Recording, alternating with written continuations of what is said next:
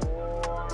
Count me, Nick. You have anything on the back? 7, 6, 5, 4, 3, 2, 1.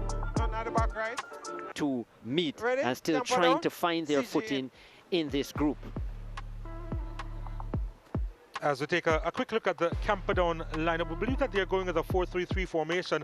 Tavorian Clark, who's actually been an outfield player so far this season, has been asked to go between the sticks. So it's going to be interesting to see how he will fare between the 6-4 Camperdown. The rest of the starting lineup is completed by Nashawn Miller, Javonte Brown, Noel Archibald, Shavada Jarrett, Francesco Reed, Dwayne Ten, who will be playing in that attacking midfield role, Donovan Hopton, Dasani Brown, Shamar Lindo, and Nathaniel Grappi will be anchoring this team at the back. Grappi, their player to watch as well, and they'll be playing with a 5-2-3 formation. Not very often you hear that kind of formation as we see the officials. Kessler Anderson, Rolanza Bennett, and Ken Dordo Hall, the officials.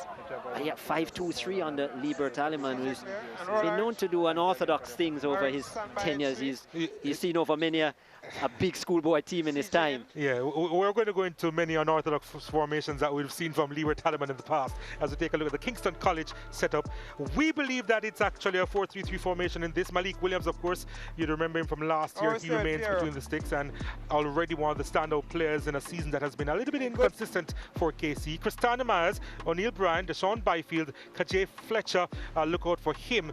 Kamal Patterson, Alex Hislop, Jaheim McLean, who really has stepped up this season as an attacking midfielder, wearing the number 10 this time around, replacing, of course, Dejon Whisper Richards, who would have worn the number in the past. Kelvin Brown, Dejuan Green, and Rajay Ziminiz complete the starting lineup for Kingston College. Yeah, and with that 4-3-3, of course, Jaheim McLean, the player to watch, 17 years of age, has full match highlights. Kingston College going ahead, the purple and whites in the 4th minute. And Alex Hislop with the finish. The initial strike was from Fletcher. Clark made a mess of it. And Hislop was there to make it count. His first of the season. KC off and running against Camperdown. KC with another ball into the area. Again, Hislop with a strike. And Clark this time got an important left boot to it.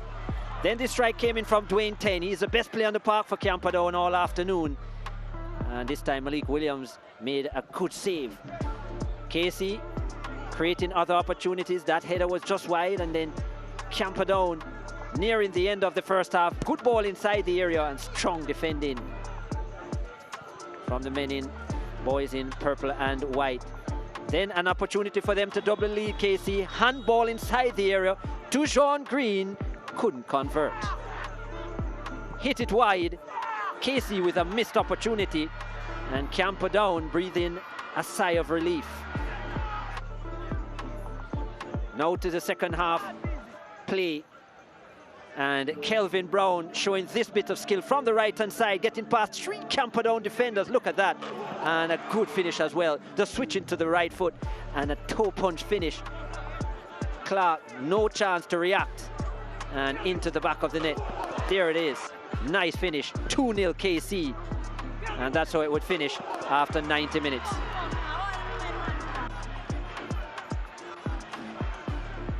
Good finish, his first of the season, Kelvin Brown. That was after 65 minutes, and he was looking for a second, cutting onto the right foot from some way out. Should have been routine, and well, Tavorian Clark lucky to get away with that. Could afford a smile in the end. Chance inside the area. Camperdown defenders are standing around.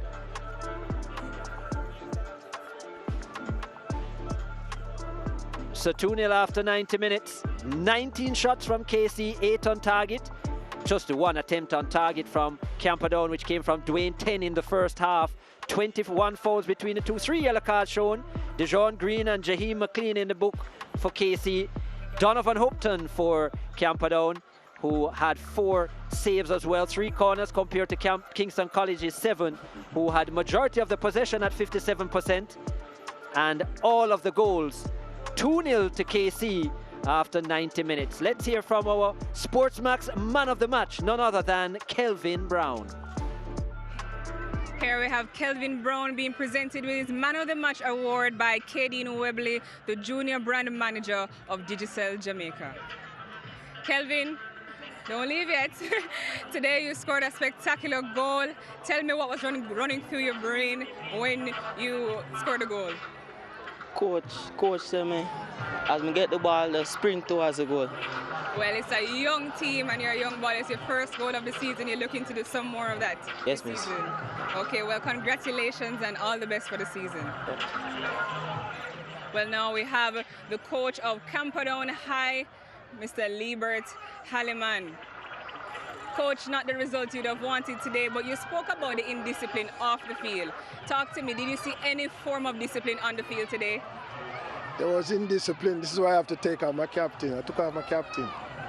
He wasn't playing his role, so we were playing fairly well until he started to run all over the place, so I had to remove him. But overall, I think the boys did well. I have to really commend them. And it's a long season, it's a learning process for them. So we just have to work harder. Next match on Saturday. Well, let's talk a little bit more about today's match. You take any positives away from today? Yeah, we didn't score, so there's no positive. Well, thank you, Coach. Thank you very much. And now we have the coach of the winning team, Kingston College, Mr. Vassal Reynolds. Coach, very young team, and you mentioned earlier about the age and the lack of experience, but today you came out victorious. What do you do right? I think we rise to the occasion. It's still work in progress. The youngsters are learning pretty well. Today we fielded a 13-year-old who was the man of the match, a 14-year-old and 15-year-old. So it was pretty inexperienced bunch out there, but I thought they equipped themselves very well, especially in the second half. We're pretty satisfied with the way we recovered from the first half. Well, we have to speak about the weather. It did affect the match today. There was a stoppage. What did you tell your boys in the interim of the stoppage in the interim of the match stopping and it restarting? I thought the break helped us really. We were 1-0 up, but I think that was the only positive at the first 25 minutes. I mean, we were giving a position on the ball easily, making some poor decisions. And that break allowed us to regroup and come back out and did a better job in the second phase of that first half. And much so the second half. I mean, we spoke to them. They lacked the composure in the first half. We figured that we just asked them to relax and go out there and enjoy themselves. Well, congratulations today, Coach. Thank you very much.